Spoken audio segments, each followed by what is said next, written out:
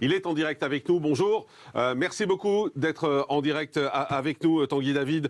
Soutien d'Éric Zemmour, agressé violemment. On l'a vu, vous êtes fait cracher dessus également. Vous pouvez nous raconter précisément ce qui s'est passé? Alors bonjour, merci à vous, merci de me recevoir. Donc si vous voulez, moi je sortais d'un café sur les Champs-Élysées.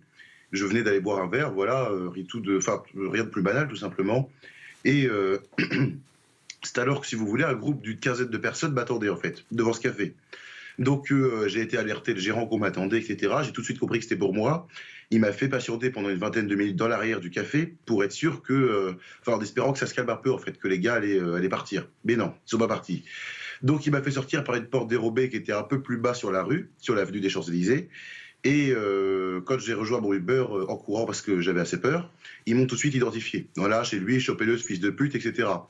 Je monte dans la voiture, 4 autres voitures ou 3 encerclent la mienne et nous bloquent le passage. On ne peut pas repartir. Des hommes en sortent, donc ils étaient nombreux, ils filmaient, ils sautaient sur la voiture, le toit de la voiture était transparent. Donc si vous voulez, moi je le voyais, le mec il était vraiment dessus en train de hurler des trucs du genre « sale adopté de merde, fils de pute, que le Dieu te guide vers l'islam », enfin vraiment des trucs assez incroyables. Et voilà, jusqu'au moment où il y en a où ils ont ouvert ma portière de force parce que je la retenais, le chauffeur l'avait pas verrouillée. Là, par contre, j'ai vraiment eu peur, je vous le cache pas.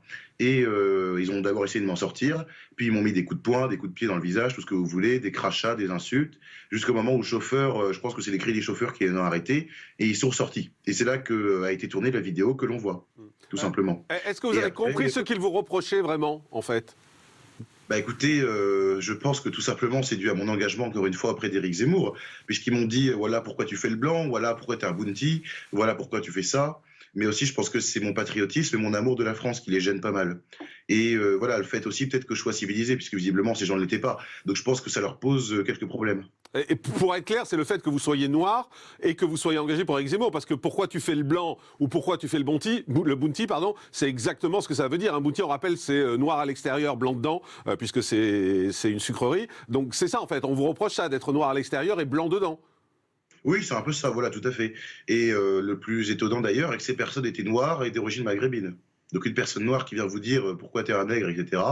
C'est assez étonnant quand même. Et voilà, finalement, on a pu repartir juste après, au bout de 20 minutes quand même, encerclé par ces voitures-là qui m'insultaient, etc., etc. Et on a dû les semer. Mais ça a été assez compliqué. Ouais. Est-ce que ça vous fait réfléchir sur votre engagement auprès d'Éric Zemmour? Alors oui, tout à fait.